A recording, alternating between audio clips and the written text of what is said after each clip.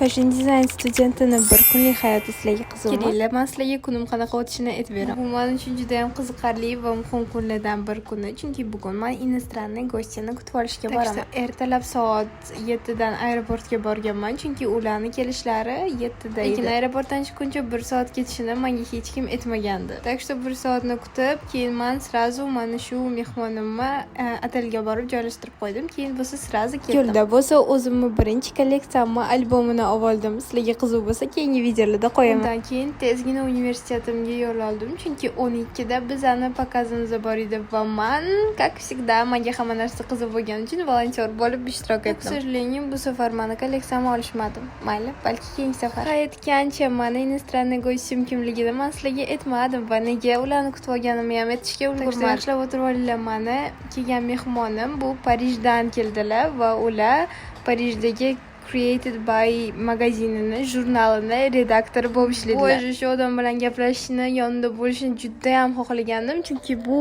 как бы boshqa aura, boshqa odam, boshqa mentalitet va menga juda ham приятно bo'ldi shu inson bilan ko'rishib, gaplashish va men ularning assistentlari edim.